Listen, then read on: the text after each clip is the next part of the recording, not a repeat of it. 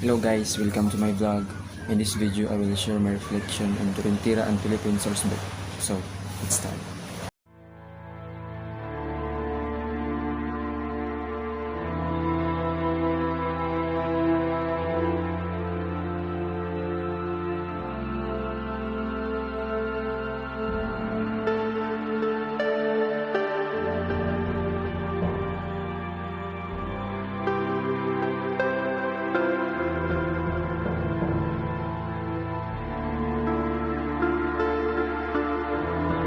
Minutes of the proceedings on the national territory of the 1971 Constitutional Convention. And the mode of reflection I use is mirroring. The topic that I read is all about the proceeding in the national territory of the 1971 Constitutional Convention. Debating delegates and the statement of the delegates will be entered in the journal of the convention. When I read this article, I can see anything for myself about this topic because it's not related to myself. It is present. When I read this article, I feel proud of the people who presented the article that I read because they did what is good for our country. The national territory comprises the Philippine archipelago, with all the islands and water embraced therein on all other territories of which the Philippines has sovereignty or jurisdiction, consisting of its terrestrial and fluvial and aerial domains, subsoil, the insular shelves, and other submarine areas, the water around between, and the connecting the islands of the archipelago regardless of their breadth and dimension, form part of the internal waters of the Philippines. After I read the article, I realized that we really need to value our territory in our country or in our lives.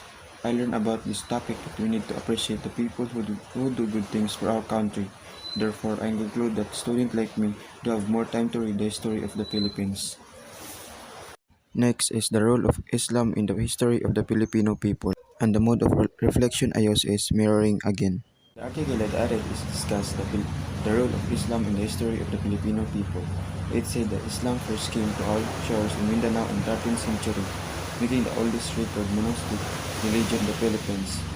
The article that I read related to myself and life and what happened to the Muslim back then.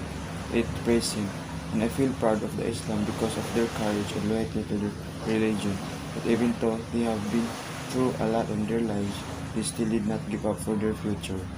Based on my experience in my past, many people tell me that Muslims are bad people because they often do bad things in the eyes of people and social media. Some people also tell me that Muslims cast witchcraft on people they don't like and their religion says they can eat pork. So there are people who don't want to be Muslim because they can eat pork. So I'm confused if everything they're telling is true. So that's why I'm confused because I had a friend before whose religion was Muslim and what he showed me was his good manners and what he made me believe was everything he told me before that Muslims are bad. What he is showing me is not true, that Muslims are bad and he like what they are or their religion. That's why I didn't rush to believe those who tell me about Muslims that they are bad like this what they do because someone will actually come into your life who will tell you that not true or show you.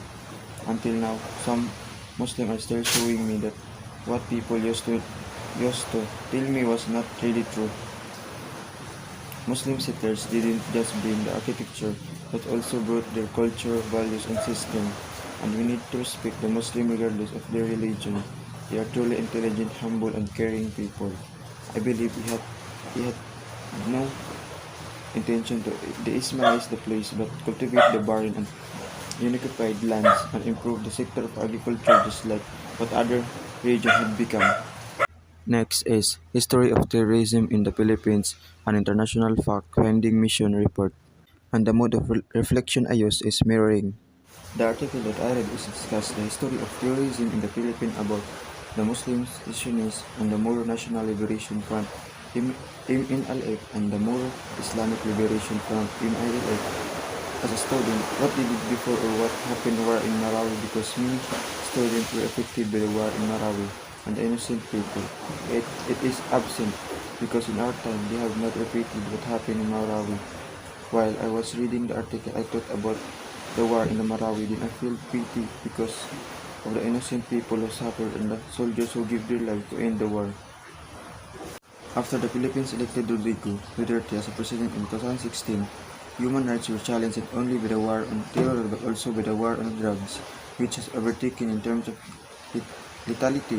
Duterte has risen to prominence as a politician who espoused an aggressive campaign against street-level drug peddlers and addicts, winning the highest office in the election, promises of killing tens of thousands of undesirables from the nation's cities and the towns, while targeting the addicts and not activists. The war on drugs was also a war on dissent.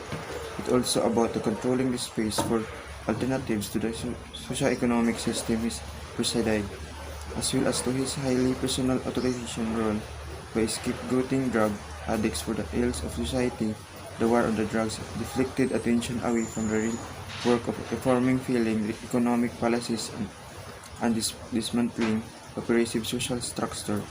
It also energized a substantial segment of the people, weaponizing them with disinformation and unleashing angry. There's a thread connecting the old US and lead war on the terror to the new war on drugs. Human rights and fact in the Philippines, intolerance to dissent and legacy of the killings of activists in the immediate post 9/11 period underpin and animate the working of the dirty war on drugs. Understood as a template of power through visualism and profound disregard for the politics of terrorism, anti-terrorism law is implicated in the country march towards authoritarianism. As long as the reform of the counter-terrorism is captured by an imagination of perpetual war on terror, it is unlikely to contribute towards a way of out of the country mildly. Next, the agreement on peace between the government of the Republic of the Philippines and the Moro Islamic Liberation Front. And the mode of reflection I use is mirroring. The article that I read is discussed about the agreement on peace between the government of the Republic of the Philippines, GRP, and the Moro Islamic Liberation Front, MILF. Yes, because I also want to achieve peace in my life without any disturbing my life at present, and I felt happiness because we decided to make an agreement on peace between the government of the Republic of the Philippines and the Moro Islamic Liberation Front, so that there will be no more trouble in our country and no more innocent people will be harmed. The government and the MLF must be able to formulate a workable and effective agreement that will bring sustainable peace and development to the southern Philippines. The growing concern is less with the parties reaching the agreement than with, with either the agreement will address the fundamental causes of the conflict. The history of peace processes in the Philippines is replete with signed pacts that are good on the paper but miserably short on the implementation.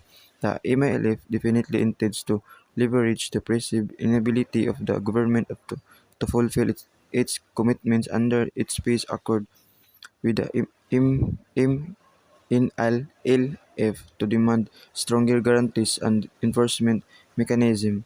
The parties will have to reconcile their divergent position on the issue of political structure. Although the talk are designed to forestall discussion on the continuous issue of political structure, the parties will have to address it sooner rather than later. Next is report of the cholera epidemic in the Philippines, and the mode of reflection I use is mirroring again. The article that I read is discussed the great epidemic of cholera which swept through the Philippines Islands in the immediate aftermath of the Philippine-American War in 1899-1902, spread in two temporarily distinct but especially in concordant waves of infection. Yes, because I was one of those infected with the COVID-19 virus then, so it seemed that what happened during the cholera pandemic was related to me. It is present. After reading this article, I felt sadness because people infected with cholera and people who do not have enough money to treat their children. Cholera has been increasingly reported in the past decade. It was feared because of its tendency to spread rapidly, resulting in a death in a short time. If appropriate treatment is not provided, for fear of the travel sanction, countries were disinclined to report a cholera unless large outbreaks ensue.